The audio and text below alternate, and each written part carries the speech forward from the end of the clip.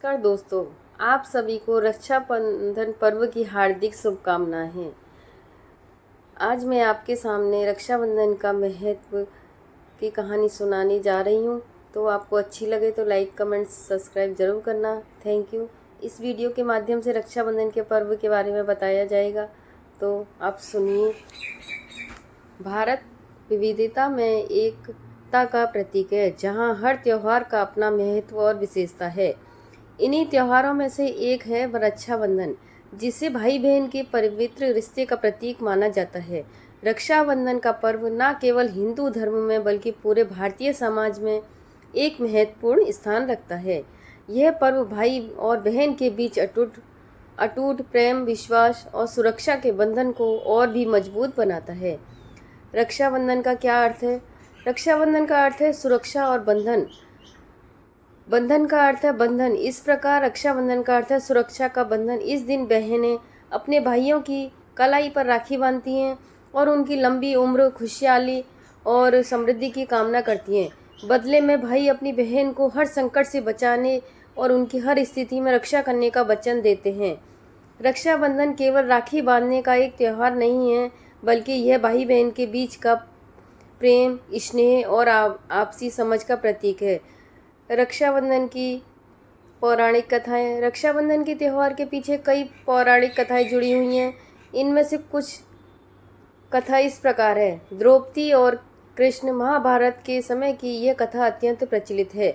जब श्री कृष्ण ने युद्ध में शिशुपाल का वध किया तो उनके अंगूठे से खून निकल आया। इसे देखकर द्रौपदी ने तुरंत अपनी साड़ी का टुकड़ा फाड़कर उनके अंगूठे पर बांध दिया। श्री कृष्ण ने इसे द्रौपदी का प्रेम और समर्पण मानते हुए अपनी बहन मान लिया और वचन दिया कि वह उनकी हर स्थिति में रक्षा करेंगे। यही वचन कृष्ण ने चीर हरण के समय निभाया था। सेकंड, राजा बलि और देवी लक्ष्मी। एक और प्रसिद्ध कथा के अनुसार राजा बलि ने भगवान विष्णु को अपने घर में रहने का वचन दिया था। देवी लक्ष्मी ने बलि को अपना भाई मानकर उनकी कलाई पर राखी बांधी, उनके परिवार के साथ रहने का वचन दिलवाया। इस प्रकार बलि ने देवी लक्ष्मी को अपनी बहन मान लिया और भगवान विष्णु को उनके परिवार के साथ वापस जाने दिया। रक्षाबंधन की परंपराएं। रक्षाबंधन की तैयारी कई दिन पहले से शुरू हो जाती है। बाजारों में रंग बिरंगी राखियों की धूम रहती है। इस दिन बहनें सुबह स्नान करके पूजा की थाली तैयार करती हैं। थाली में राखी, रोली, चावल, दिया और मिठाई रखी जाती है। पूजा करने के बाद बहनें अपने भाइयों की कलाई पर राखी बांधती हैं, तिलक लगाती हैं और आरती करती हैं। भाई अपनी बहनों को उपहार स्वरूप कुछ देते हैं, गिफ्ट देते हैं और उनकी रक्षा का वचन देते हैं। आज के समय में रक्षाबंधन का स्वरूप काफ़ी बदल गया है। व्यस्त जीवन शैली के कारण कई बार भाई बहन इस दिन एक साथ नहीं आ पाते, लेकिन वे एक दूसरे को राखी और उपहार भेजकर इस त्यौहार को मनाते हैं। साथ ही सोशल मीडिया और वीडियो कॉल के माध्यम से भी भाई बहन इस दिन एक दूसरे से जुड़ते हैं। इसके अलावा रक्षाबंधन केवल सगे भाई बहन के बीच ही नहीं, बल्कि उन रिश्तों में भी मनाया जाता है जहां एक व्यक्ति दूसरे की रक्षा का वचन देता है। रक्षाबंधन न केवल परिवार के भीतर और स्नेह को बढ़ावा देता है, बल्कि ये समाज में भी एकता और भाईचारे का संदेश देता है।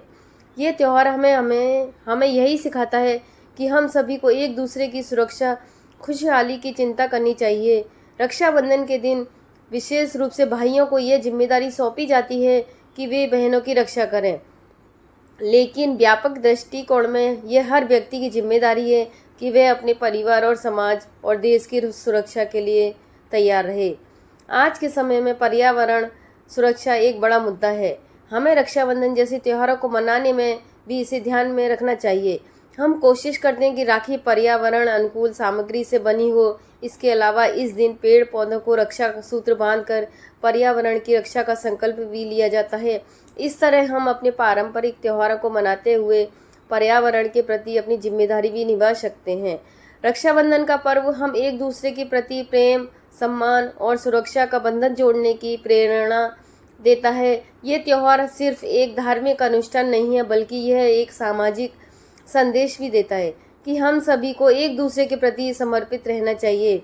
इस पर्व का महत्व समय के साथ और भी बढ़ गया है, क्योंकि ये हमें परंपराओं से जोड़ते हुए सामाजिक और सांस्कृतिक मूल्यों को याद दिलाता है।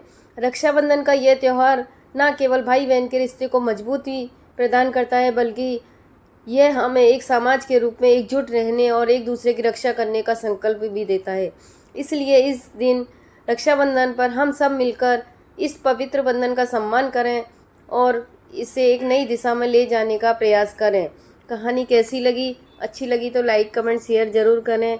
आगे ऐसी कहानी सुनने के लिए मेरे चैनल से जुड़े रहिए, लाइक कमेंट शेयर करते रहिए। Thank you.